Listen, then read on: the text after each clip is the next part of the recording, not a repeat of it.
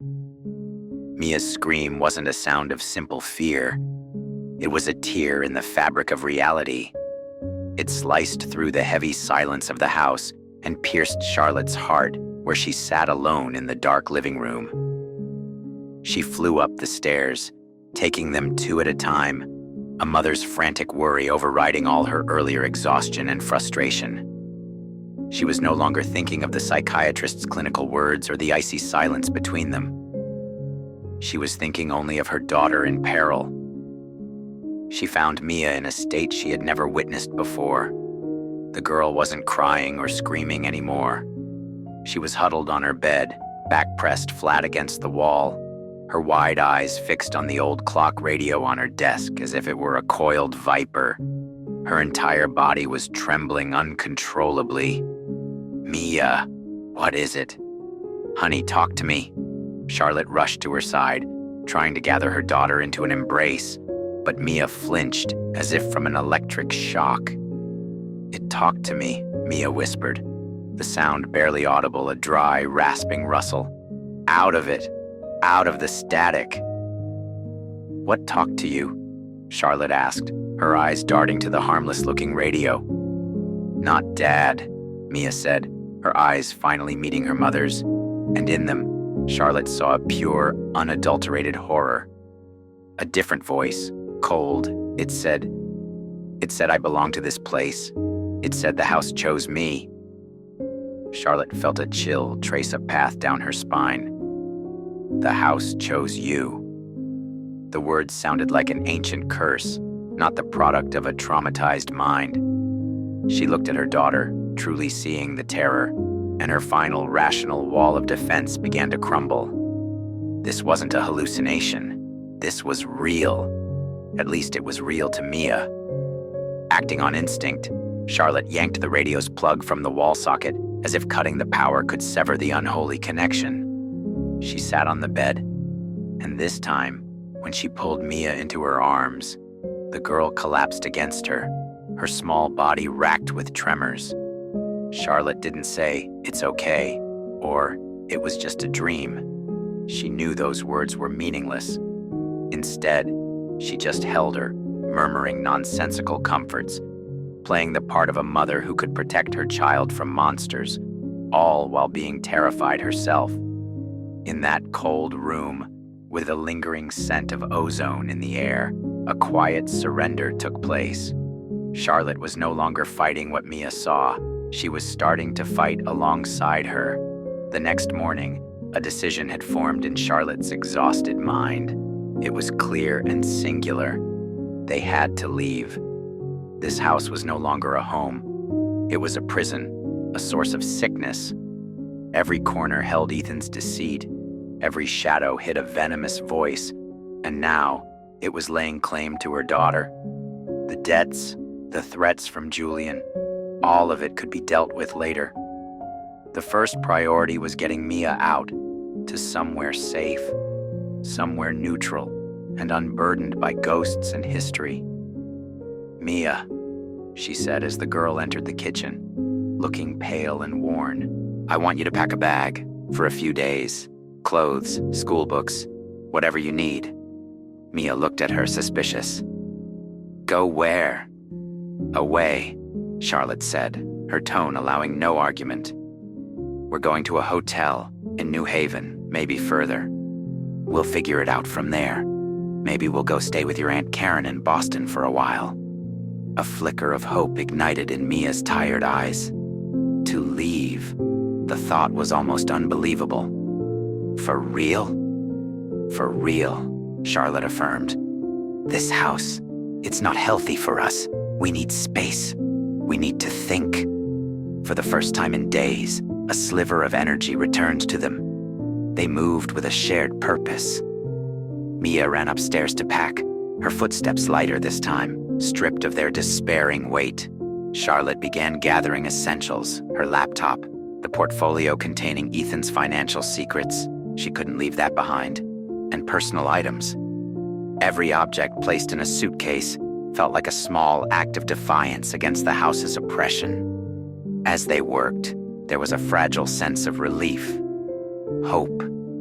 Maybe they could just escape it. Maybe the horror was tied to this specific plot of land, to these walls, and if they left, they could leave it all behind. Maybe they could start over, just the two of them, somewhere new. Charlotte carried the first bags down to the garage. She pressed the button on the wall, and the heavy wooden garage door began its groaning, slow ascent, revealing a slice of the gray daylight. She put the bags in the back of her Mercedes SUV, a vehicle, she now realized, that was also probably leveraged to the hilt. She turned to go back for more, and as she was at the threshold to the house, she heard a sound. A heavy thud, followed by a grinding screech of metal. The garage door was suddenly sliding shut, slamming down with a force that shook the concrete floor. The garage was plunged into darkness. "What the hell?" Charlotte muttered. She went to the wall panel and pressed the button again. Nothing. She mashed it repeatedly.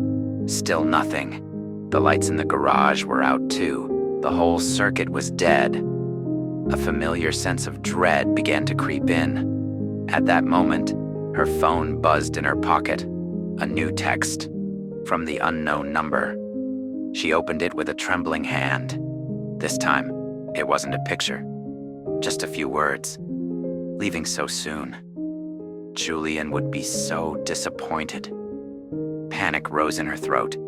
She fled the garage, slamming and locking the interior door behind her.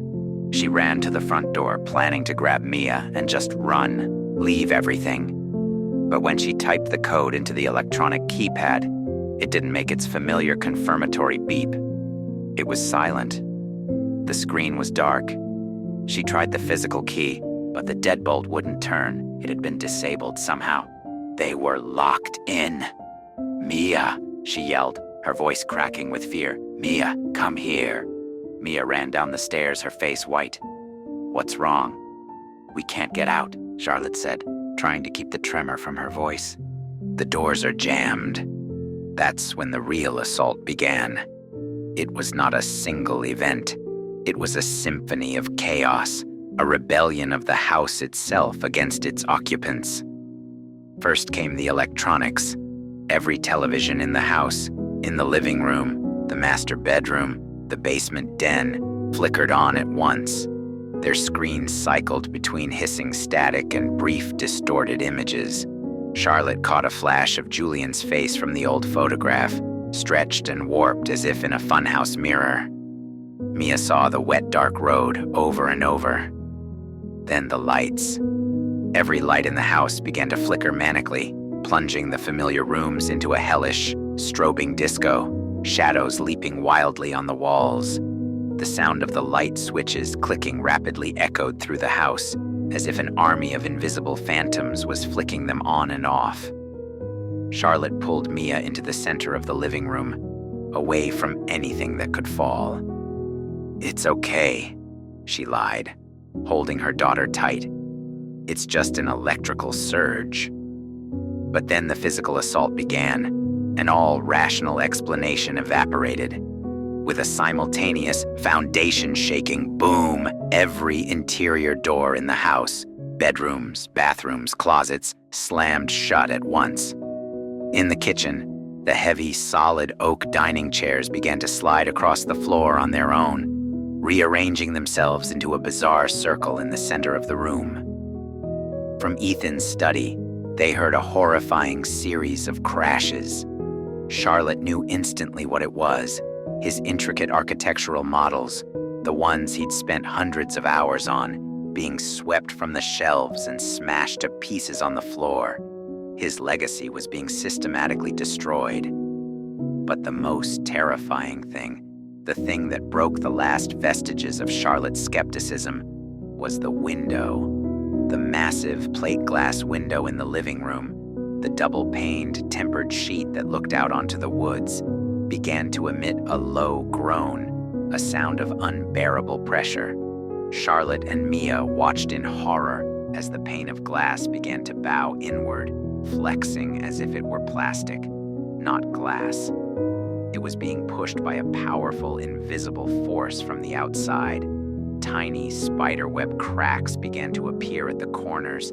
the sound of them like ice cracking. The window didn't shatter. That was almost more terrifying. It just kept bending, distorting, threatening to implode at any moment and let whatever was outside in. In that moment, faced with an undeniable violation of the laws of physics, Charlotte's entire worldview collapsed. There was no more skepticism, no more searching for rational explanations. There was only horrifying acceptance. "In here," she screamed, dragging Mia from the living room and into a small, interior hallway with no windows. She shoved her into the walk-in pantry and scrambled in after her, pulling the door shut. In the cramped darkness, surrounded by shelves of canned soup and pasta, they huddled on the floor. The house outside was screaming and raging. They could hear things being thrown against walls, the sound of other glass breaking in other rooms. Charlotte held Mia tight, her own body racked with violent tremors. She looked into her daughter's terrified eyes in the dim light. "You were right," she whispered, and the words were a confession, an apology, a surrender. "You were right all along. I'm so sorry." Mia said nothing, just buried her face in her mother's shoulder, and they cried together. The assault stopped as suddenly as it had begun. The silence that fell was heavier, more oppressive than before. The power was still out. The house was dark and unnervingly still. After a long time, they cautiously opened the pantry door. The hallway was empty. The living room was a wreck, but the great glass window, miraculously, was flat and whole again. They stood there, amidst the ruins of their home and their life. The wall between them had been demolished by a shared terror. They were no longer two individuals, suffering alone. "What do we do now?" Mia asked, her voice small and lost in the vast space. For the first time in her life, Charlotte had no answer. She had no plan, no to-do list. "I don't know," she admitted honestly. "But whatever it is, we do it together." At that moment in the silence, Charlotte's phone, which by some miracle still had a charge, lit up on the floor where she'd dropped it. It wasn't a text. It was an incoming call. Blocked ID. They looked at each other, sharing the same dreadful thought. With a trembling hand, Charlotte picked up the phone and pressed the answer icon. She put it on speaker. At first there was only static, a sound chillingly reminiscent of the radio in Mia's room. Then a voice came through, clear and cold. A voice that was smooth, polite, and utterly devoid of emotion. Julian's voice. "Mrs. Ashworth," the voice said, as casually as if he were calling to check on her well-being. "I trust you've had some time to reconsider my proposal. Shall we talk about what belongs to me?" They were trapped, besieged from the outside by ruthless men, and terrorized from within by unknowable forces. The siege had truly begun.